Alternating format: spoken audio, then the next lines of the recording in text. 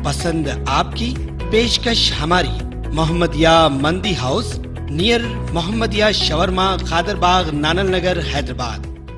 अस्सलाम वालेकुम नाज़रीन, आइए नज़र डालते हैं देश की राजधानी नई दिल्ली और उत्तर प्रदेश से कुछ खास खबरों पर। आप सभी का स्वागत है सच न्यूज में। आइए जानते हैं उत्तर प्रदेश और देश की राजधानी से कुछ खास खबरें।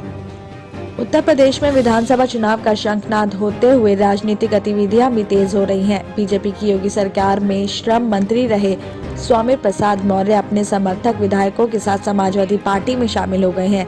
इसके अलावा भारतीय किसान यूनियन के अध्यक्ष चौधरी हरपाल सिंह ने भी सपा की सदस्यता ली है, तो साथ ही लाल पगड़ी पहनाकर सभी का स्वागत किया गया। स्वामी प्रसाद मौर्य ने कहा कि समाजवाद और अम्बेडकरवाद को बचाना पहला कर्तव्य है। बीजेपी को उखाड़ फेंकने का संकल्प लिया है। मकर संक्रांति बीजेपी के अंत का इतिहास लिखने जा रहा है। तो वहीं बीजेपी के तमाम नेताओं ने संपर्क किया कि वो पहले विधायकों की बात नहीं सुनते थे और इस इस्तीफे के बाद अब उनकी नींद उड़ी है। तो साथ ही 5 साल तक इस्तीफा नहीं देने पर भी सवाल उठ रहा है कि ऐसे लोगों से कहना है कि बीजेपी ने गरीबों की आंख में धूल झोंकी है। केशव और स्वामी प्रसाद के नाम पर सरकार बनाई गई, तो वहीं केशव या स्वामी प्रसाद को सीएम बनाना था, फिर दूसरे का नाम आया, इसके बाद गोरखपुर से लाकर बैठा दिया। साथ ही आपको ये भी बताते कि सपा कार्यकाल में स्वामी प्रसाद मौर्य के साथ बाकी नेताओं के पार्टी ज्वाइन करने के दौरान कोरोना गाइडलाइंस की भी धज्जियां उड़ाई गई हैं। कार्यक्रम में सैकड़ों लोग भी शामिल हुए, तो जबकि चुनाव आयोग ने 15 जनवरी तक रैलियों पर रोक लगा रखी है। और इस बारे में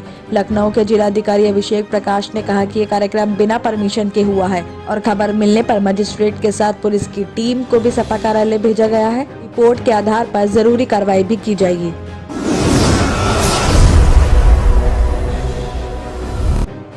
चुनाव की तारीखों के ऐलान और आदेश।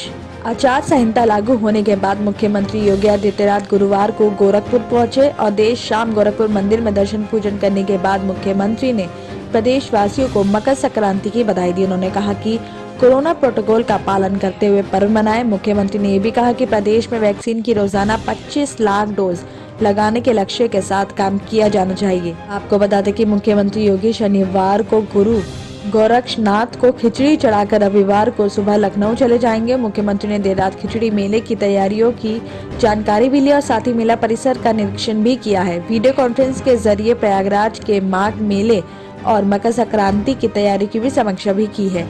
मुख्यमंत्री ने माघ महीने और मकर संक्रांति पर लगने वाले मेलों और नदियों में सामूहिक स्नान से बचने की भी अपील की है। साथ ही कहा कि वैक्सीन की दोनों डोज लगवाने वाले ही किसी आयोजन में शामिल हो, वैक्सीनेशन सर्टिफिकेट साथ में रखना है। साथ ही RT-PCR की नेगेटिव रिपोर्ट लेकर ही प्रयागराज के माघ मेले में जाना है।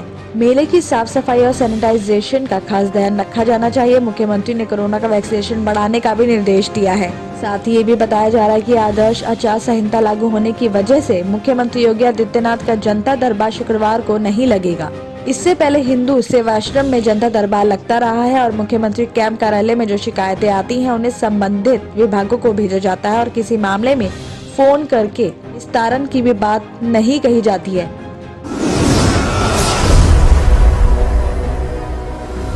तो वहीं इस वक्त दिल्ली से खबर आ रही है कि दिल्ली के गाजीपुर फूल मंडी में शुक्रवार यानी आज सुबह एक लावारिस बैग मिलने की खबर से हड़कंप मच गया है।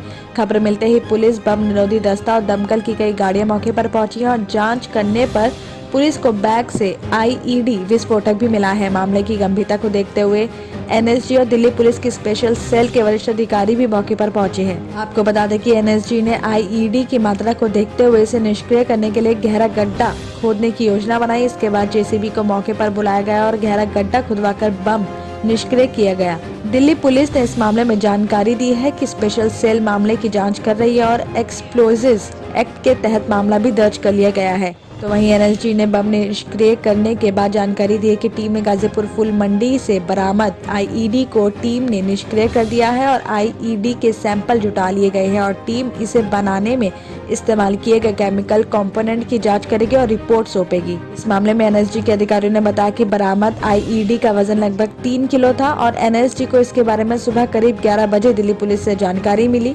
NSG ने इस बम को करीब 1:30 बजे निष्क्रिय किया और इस मौके पर फॉरेंसिक टीम भी मौजूद रही।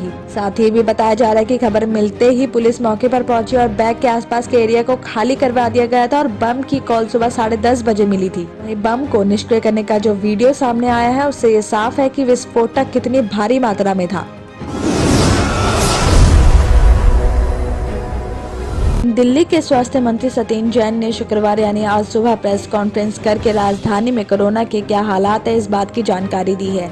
सत्येंद्र जैन ने बताया कि दिल्ली में गुरुवार को कोरोना संक्रमण के 28,800 से ज्यादा नए केस आए थे, लेकिन शुक्रवार को ये सिचुएशन बेहतर होगी। सत्येंद्र जैन ने कहा कि जब से कोरोना महामारी आई है, एक दिन में कोरोना की ये सबसे ज्यादा मामले थे और तो वहीं संक्रमण दर 29.21% पर पहुंच गई है। तो दिल्ली में बीते साल 20 अप्रैल को एक दिन में सबसे ज्यादा 28,300 से ज्यादा केस आए थे। आगे स्वास्थ्य मंत्री जैन ने जानकारी ये भी दी है कि शुक्रवार को राष्ट्रीय राजधानी में 25,000 से कम नए कोरोना केस आएंगे। तो उन्होंने इस बात की भी कहा कि बीते कुछ दिनों में जिन लोगों को कोरोना संक्रमण से मौत हुई है, तो उनमें से 75% ऐसे लोग थे जिन्हें वैक्सीन नहीं लगी थी। सत्येंद्र जैन ने दिल्ली के हॉस्पिटल्स में बेड की सिचुएशन को भी संतोषजनक बताया कि उन्होंने कहा कि इस वक्त राजधानी में हॉस्पिटल में 13,000 से ज्यादा यानी 88% बेड खाली पड़े हैं। दिल्ली और उत्तर प्रदेश की खबरों में आज इतना ही। बाकी देश भर की और तमाम खबरें जानने के लिए देखते रहिए सच न्यूज।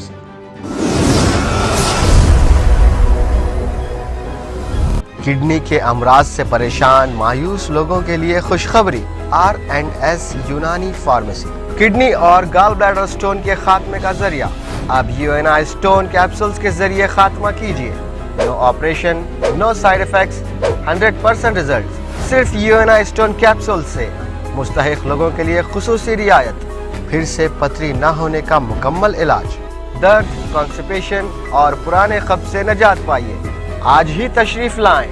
R&S यूनानी pharmacy, first floor, syndicate bank, Bahadurpura x road, Hyderabad. Contact 9703 939 436 9063 383760।